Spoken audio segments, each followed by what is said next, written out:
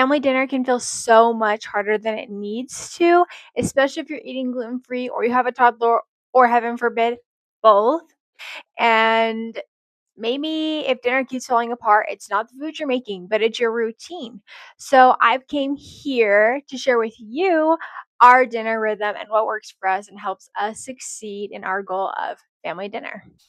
Before we get into it, if you're a mom trying to build a home that's healthy, stable, relaxing, and calm, and take off some of that mental load and overwhelm as you take that journey with your family and try to make them healthier and give them the best life they can, then make sure you subscribe and join me on my journey so that we can do it together and make our families and the world a better place.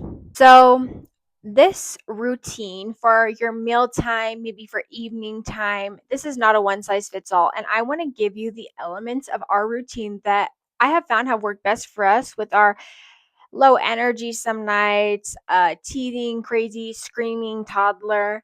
And I want to be able to give you the framework that we use so you can adapt it to your life, because maybe you don't have a toddler, maybe you just want calmer evenings, maybe you just want to achieve family dinner with your teenagers. Whatever it is, I just want to give you the elements so you can adapt it to your own life, because no family is the same and no routine or product or anything like that is a one size fits all. So when it comes to dinner time, a big thing we think about is, I don't know, dinner, the food, like what's for dinner? What are we eating? Are we eating healthy food? Most of the time, the main focus is the food on the table or lack thereof. And sometimes the focus needs to shift more to the routine, and sometimes the focus needs to shift more to the routine. How are we getting to dinner? How are we getting everyone prepared for dinner? How are we making space and time mentally and physically to prepare dinner without feeling like we're literally a driver in a NASCAR race trying to get dinner done as quick as possible, but have a calm, relaxing evening while achieving that family dinner, which can feel so chaotic at times. I found that my routine was the missing piece. When I made a consistent flow of how we do things every day to get dinner on the table and to get people to the table, it worked.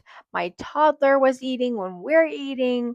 We're feeling more calm about things. We're hungry at dinner time. My toddler's hungry at dinner time.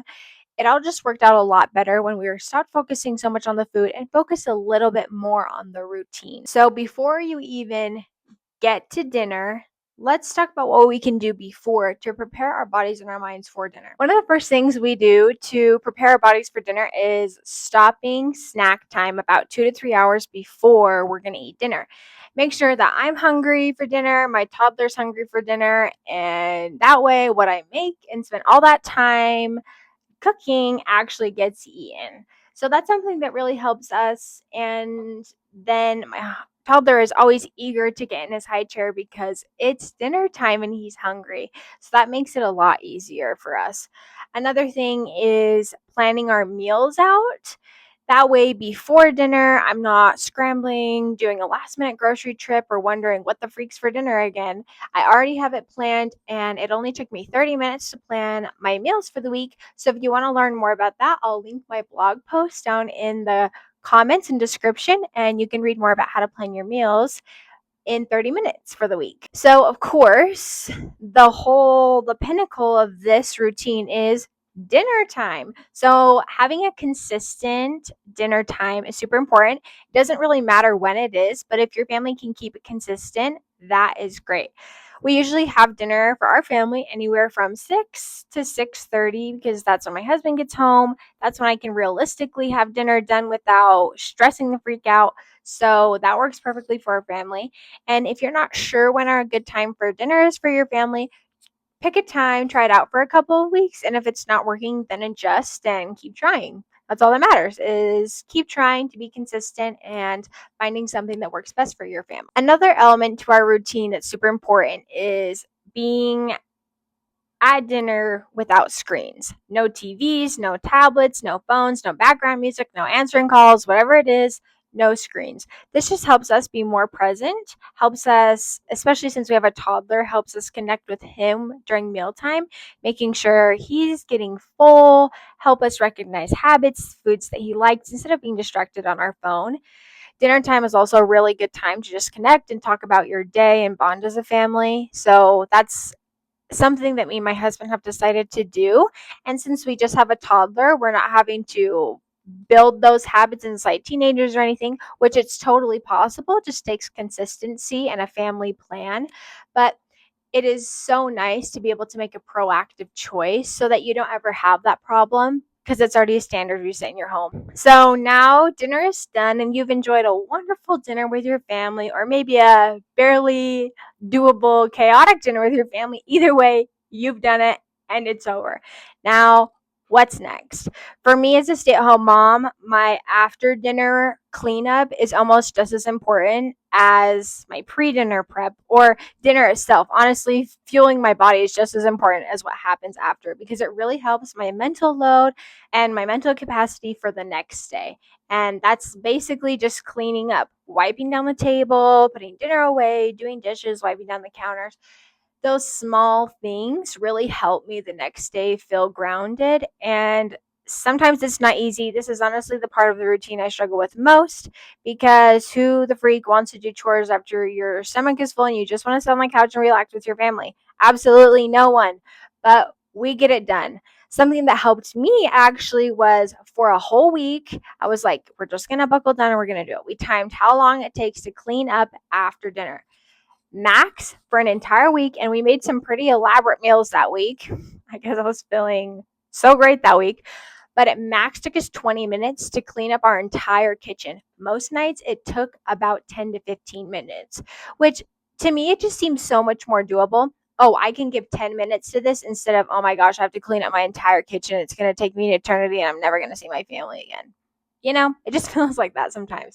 So it's so helpful to know how long it actually takes you or how much time you can give. So I would totally recommend timing yourself for a week, doing whatever part of the routine is hardest for you. See if you can really honestly to yourself give that much time to it and do it.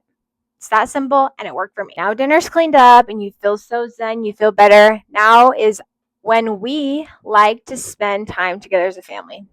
We like to avoid screens just because this is really the only time we get to be together as a family since my husband's working all day. Then we made dinner and then we're going to watch TV. Sometimes we do that, but we try to be intentional with our time so that we can really bond. Doesn't matter what we do. Sometimes we just sit around and talk or play with our toddler, play with our toddler, go on a walk, whatever it is, just something intentional to spend time together and bond. And that's honestly one of my favorite parts of the day because it's intentional time that we set aside and it's a part of our dinner routine. So we expect it every day and it's something we come to enjoy and need every day. Okay, I don't know if you know this, but family dinner, literally this simple, small thing. Okay, maybe it's not that simple, but this small habit that you can have every day has like huge, awesome, literally life changing benefits for your family. I'm talking like literally a significant reduction in mental and emotional health issues.